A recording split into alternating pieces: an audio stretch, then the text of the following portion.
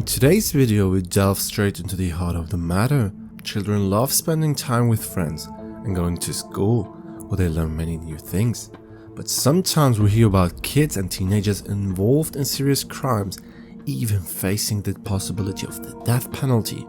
Let's take a closer look at the first shocking case. Don't forget to subscribe and like the video to help the channel creating more content for you. Thank you very much. Let's go. An 18-year-old girl from Alabama named Jacayla Williams is accused of causing the death of a newborn baby boy.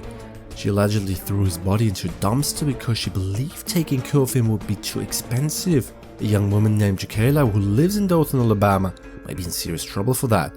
Now she might even be sentenced to death for it. The police found the baby wrapped in a blanket in a dumpster close to where Jacayla lives. They arrested her and charged her with murder. When the detectives talked to her, Jacayla admitted that she didn't want to take care of her baby because it would cost too much for childcare. It said she had her baby at home without telling someone. But when her family discovered she was pregnant, she lied and told them she had the baby at Southeast Health Medical Center. Her family, hoping to find the baby, took Jacayla, who had recently graduated from the local Dothan High School, to the healthcare center. There, Jacayla told them she had given her baby to one of the staff. The workers at the center watched the security camera and saw that Jacayla hadn't left her baby there. They called the Dothan Police Department, who then discovered her baby's lifeless body among some trash. Will Benny, the chief of Dothan Police, said at a press conference, "This is absolutely shocking. In all my years of law enforcement, I've never heard of anything so horrific as this. It shocks my mind, it shocks the soul. I don't even really know what else to say about it." Even though the prosecutors haven't made a final decision about whether Jacayla will be sentenced to death, she might be worried when she looked at the numbers of people sentenced to death in her state. What are your thoughts? Would you agree with the verdict of a death penalty if she gets it? Comment it down below. Let's talk about a case that went viral on all platforms. It's really sad how it turned out. A woman who was just 16 when she became the youngest person on death row in Indiana has been found dead. It seems like she took her own life. This happened 2 years after she was let out of prison. Her name was Paula Cooper. Back in 1986, she admitted to committing murder. But later her case was appealed, and in June 2013 she was set free after spending 27 years behind bars. Cooper, who was 45 years old, passed away a little after 7:15 a.m. from shooting herself in the head, as per the Metropolitan Police Department. The investigation into her death is ongoing, and the Marion County office performed an autopsy. In 1985, when we go to the beginning of this, something really bad happened involving the girl of Cooper. She was just 15 years old. She got into serious trouble because she was accused of murdering a 78-year-old woman named Ruth Pelkey during a robbery. The police said Cooper was the main person behind the killing. Cooper and the three of her friends went to Pelkey's house in Gary. They had a big knife with them, about 12 inches long. The police looked into what happened. They found out that Pelkey let the teenagers inside because they said they wanted to learn about the Bible. Things got really scary when they pushed Pelkey down and Cooper got on top of her. Several other teenagers got long prison sentences for robbery on murder, 25, 35 and 60 years. But when Cooper was sentenced, the judge decided to give her the death penalty. This decision made a lot of people very angry right away. Cooper was one of the few women in Indiana to get the death penalty. She was the youngest person in the state's history to get it. When she was sentenced, she was also the youngest person on death row in the whole country. On one of the last messages exchanged with Cooper, she wrote that she was almost done with her time in prison and feeling very scared. She had been in jail for most of her life. She had never written a check or paid a bill before. Cooper's efforts to appeal her case made her famous around the world.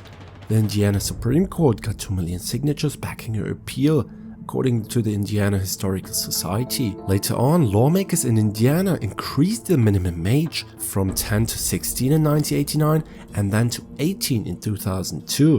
What a unique case. Write your thoughts down below. Let's go on with the case of a boy who murdered a cop. In May 1998, the 19-year-old man from Harris County was high on meth. He and two friends took his father's pickup truck and went around town. They robbed some people, taking their wallets, as stated in court records. Later that night, they drove past of an off-duty Houston police sergeant, Kent Kincaid, and his wife. The couple was headed to a sports bar when something hit their windshield. Kincaid realized it was a bullet. According to court papers, Kincaid got out of his working uniform, stopped his vehicle, and walked over to Haynes. He He wanted to see Haynes' driver's license. "Hey, you broke my window," Kincaid said to him. Haynes said he didn't mean to, that he accidentally threw something at it. Kincaid then tried to show his police ID, but Haynes suddenly shot at him in the head and ran away, as stated in court documents. Later, the police arrested him after they tracked the truck back to his father. Haynes admitted to committing the murder, but he claimed he didn't realize that Kincaid was a police officer, which is important because it could have made his crime more serious. Despite his explanation, he was given the death penalty and almost put to death in 2012. Just 2 hours before scheduled execution, the Supreme Court stopped it because his lawyers hadn't done a good job representing him during the trial. His team of lawyers who tried to help him argued that if he had better lawyers before, they could have proven that he wouldn't be dangerous in the future. They could have shown that he could spend the rest of his life in prison without being a danger to anyone. For the last 7 years, he's been asking higher courts to review his case. Finally, he went back to the Supreme Court last autumn because he still thinks his lawyers didn't do a good job. This time, they said that the court hadn't looked at all the important details since the last execution date. He mentioned about 40 people who were ready to speak in his favor if his trial team had been better prepared. The state replied by filing a request to the Supreme Court. They asked the court not to approve the appeal. They said the claims were not correct in procedure and had no merit.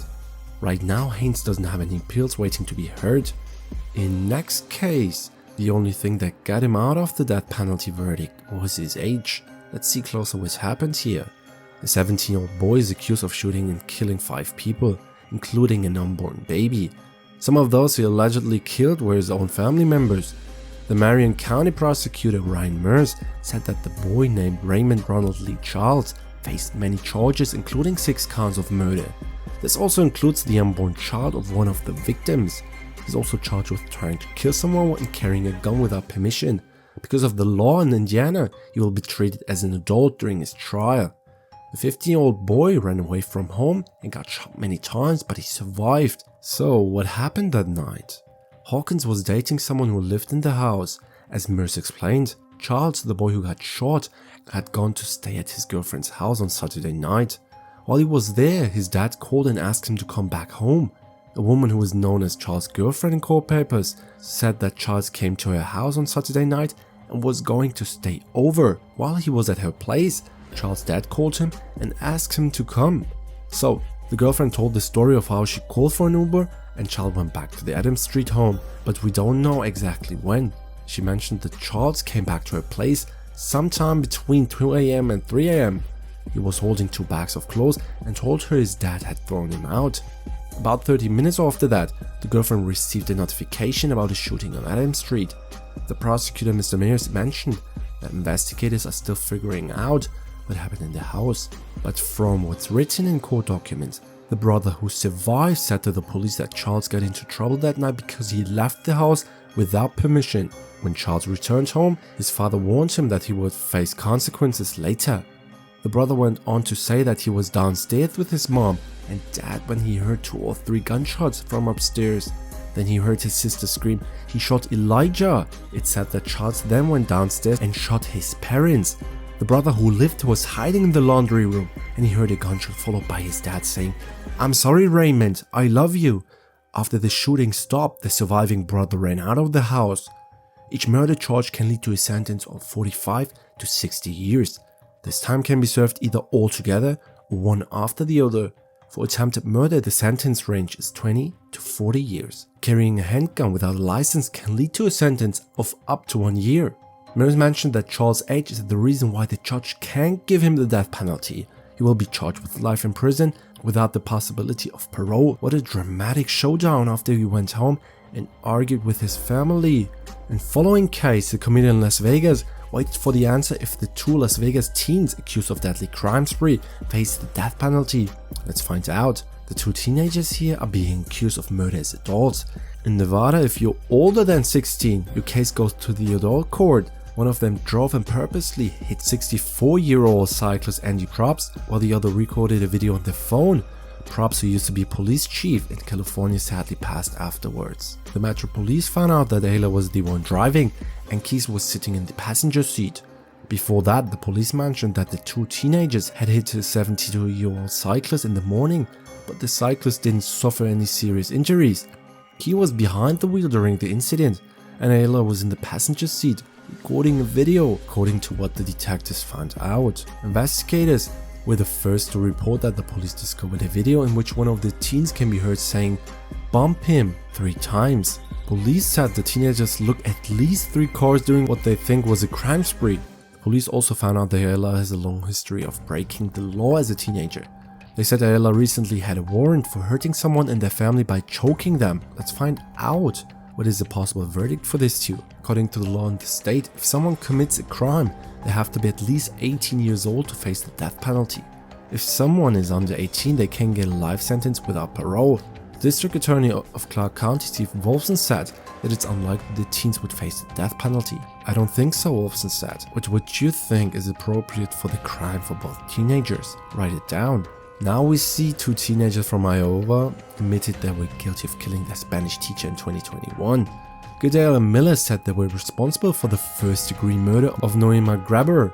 They were only 16 years old when the incident happened. Grabber taught at Fairwell High School, the same school where Goodale and Miller were students, according to city officials. Investigators said Grabber was hit until she died, and then her body was hidden under a tarp, wheelbarrow, and railroad ties. During the sentencing hearing, Goodale told Grabber's family that he was deeply sorry for what he did and acknowledged that he could never undo his actions. The judge, Sean Shores, mentioned that Goodale's young age was the only reason he didn't get a life sentence. So these 2 teenagers admitted they planned to surprise Grabber while she was walking, then hit her with a baseball bat until she died and tried to hide her body, but they're not agreeing on who actually hit her with the bat. Goodale says Jane had the bat and other stuff, and that he was keeping watch while Jane hit Grabber on the head with the bat. Then they both moved away from the path. Goodale says he made the last deadly hit. Jeremy Goodale will be eligible for parole in 25 years. William Miller, who was with Goodale during the crime, got a life sentence. He might be able to ask for parole after 35 years.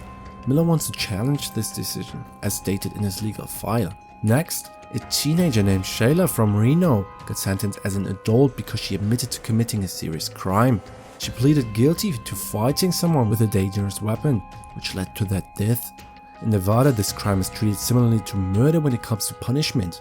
However, because Shayla is a teenager, can't be given life in prison without any chance of parole or face the death penalty.